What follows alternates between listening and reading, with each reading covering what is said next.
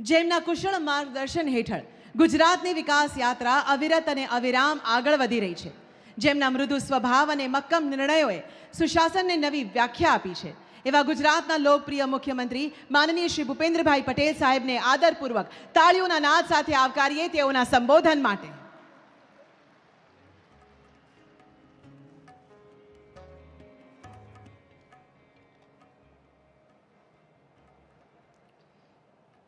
વિકસિત ભારત વિકસિત ગુજરાત અંતર્ગત વિવિધ વિકાસલક્ષી પ્રકલ્પોના લોકાર્પણ અને ખાતમુહૂર્ત પ્રસંગે આપણી સૌની સાથે મંચ ઉપર ઉપસ્થિત વિશ્વના સૌથી લોકપ્રિય નેતા અને યશસ્વી વડાપ્રધાન શ્રી નરેન્દ્રભાઈ મોદી સાહેબ, ગુજરાત વિધાનસભાના અધ્યક્ષ શ્રી શંકરભાઈ ચૌધરી, મારા સાથી નાયબ મુખ્યમંત્રી શ્રી હર્ષભાઈ સંઘવી,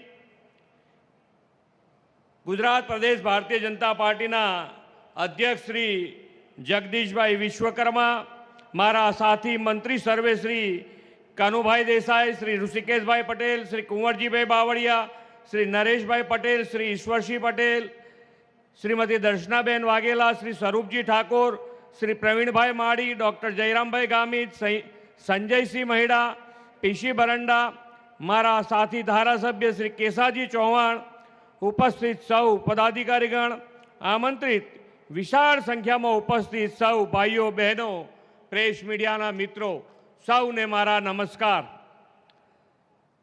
સરકારના વડા તરીકે સૌથી વધુ દિવસ પ્રજાની અવિરત સેવાનો ઐતિહાસિક રેકોર્ડ સ્થાપનાર વિશ્વ નેતા અને યશસ્વી વડાપ્રધાન શ્રી મોદી સાહેબને સમગ્ર ગુજરાતની જનતા વતી ખૂબ ખૂબ અભિનંદન પાઠવું છું.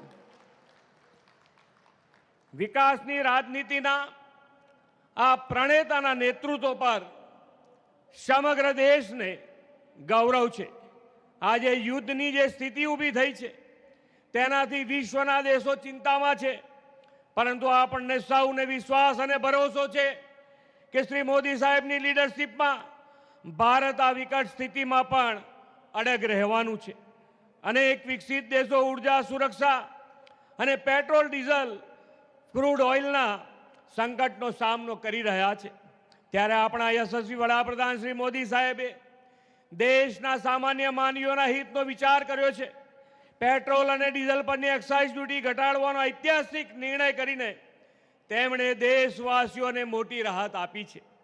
એટલું જ નહીં, વિકાસની યાત્રામાં પણ કોઈ રૂકાવટ ના આવે તેવો રાષ્ટ્રહિત પ્રથમનો ભાવ રાખ્યો છે.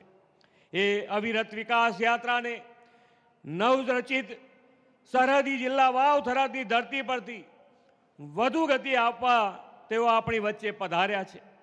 આદરણીય શ્રી મોદી સાહેબે સરહદી અને છેવાડાના ગામોને પહેલા ગામ ગણીને વિકાસની મુખ્ય ધારામાં લાવવાની નેમ પાર પાડી છે. ગુજરાતને તેમના નેતૃત્વ અને માર્ગદર્શનનો લાભ અઢી દાયકા કરતાં વધુ સમયથી મળતો આવ્યો છે. આ ઉત્તર ગુજરાત સહિત બધા જ અગાઉ પાણી, વીજળી, શિક્ષણ, આરોગ્ય, રોડ રસ્તા કનેક્ટિવિટી જેવી મૂળભૂત જરૂરિયાતોની જે પરિસ્થિતિ હતી તે આપણાથી અજાણ નથી.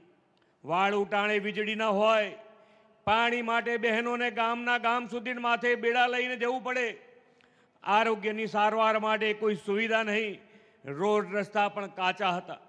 આદરણીય મોદી સાહેબે આ સ્થિતિ બદલવાનો નિર્ધાર કર્યો અને જ્યોતિર્ગ્રામ યોજના, સૌની સુજલામ સુફલામ યોજના, water grid, Namo Shakti expressway, 4 lane 6 lane highway જેવી સુવિધાઓથી લોકોનું ઇઝ ઓફ લિવિંગ વધાર્યું છે. એટલું જ નહીં, વિકાસના કામો માટે નાણાંની કોઈ કમી ન રહે તેવું ફાઇનાન્શિયલ મેનેજમેન્ટ પણ કર્યું છે. એક વખત હતો આખા રાજ્યનું બજેટ 38,000 કરોડ હતું. આજે એક જ દિવસમાં 20,000 કરોડના વિકાસના કામોની આપણને ભેટ મળવાની છે. શ્રી મોદી સાહેબે શહેરો અને ગામોના અદ્યતન વિકાસની નેમ રાખી છે. વિકાસલક્ષી વિઝન હોય, સમયથી 2 કદમ આગળની સોચ હોય તો કેવા ગુણાત્મક પરિવર્તન લાવી શકાય તે શ્રી મોદી સાહેબે દેશ અને દુનિયાને બતાવ્યું છે. ઇન્ફ્રાસ્ટ્રક્ચર, રોડ અને રેલ કનેક્ટિવિટી, અર્બન મોબિલિટી, નવા બ્રિજ નિર્માણ, એક્સપ્રેસ વે, અંતરિયાળ ગામોના તળાવોમાં પાઇપલાઇનથી પાણી પહોંચાડવા, આદિજાતિ બાળકો માટે શહેરોમાં હોસ્ટેલ, ઉપરાંત જીઆઈડીસી, વસાહત અને વિકાસ બી, વિરાસત બીના ધ્યેય સાથે ટુરિઝમ ડેવલપમેન્ટના કામો એક જ દિવસમાં 34 કામોના ખાતમુહૂર્ત અને 38 કામોના લોકાર્પણ આદરણીય વડાપ્રધાનશ્રીના હસ્તે થવાના છે.